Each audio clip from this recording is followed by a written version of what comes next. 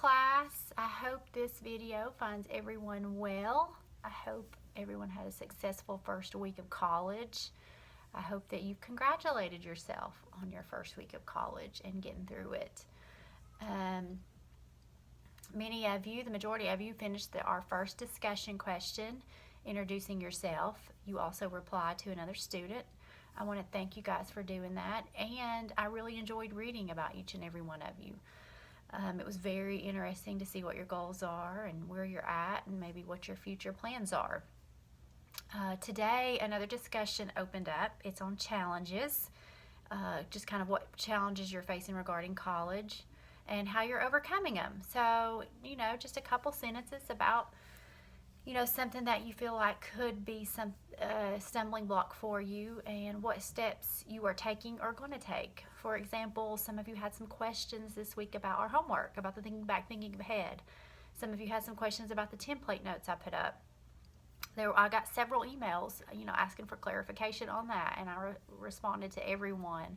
And that was really good that you reached out if you had a question about it. And so therefore you found you had a challenge, and I think you took the right steps by overcoming it by emailing me. And hopefully many of you wrote me back and said, yeah, okay, I get it now. Thank you. So if you're having any questions, remember, reach out.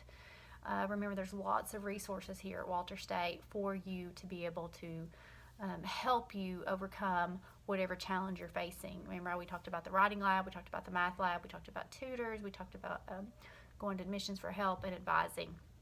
So hopefully you're starting to learn that there is help when you find yourself with a question or with a challenge. So you've got a week for that discussion question. Write a couple sentences about your challenge, and then go back and respond to someone else's challenge.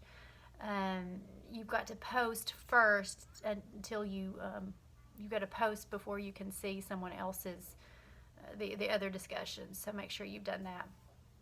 I talked to I put up on eLearn also some more in content. I put some eLearn tutorial videos up, and I put a section called tools up. These are things that may help you. You're not going to be tested on these. These are just kind of the things that we've already went over and in class, and hopefully these videos will help you maybe understand it a little bit more. A lot of you raised your hands and said you were confused about eLearn and where things are at. So if you still find yourself confused, make sure that you're looking over these videos. There's a lot of good information in there. Again, you're not going to be tested. They're just another resource to help you.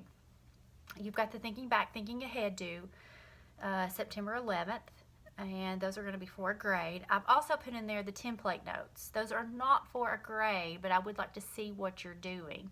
So you can just scan those and upload those to Dropbox. If you don't have access to where you can scan them, then you can bring them to our next class meeting, and I'll go over them with you, and we'll fill them in as we're still going over chapter 1 for the 10 o'clock class. The Monday night class, I think we finished chapter 1.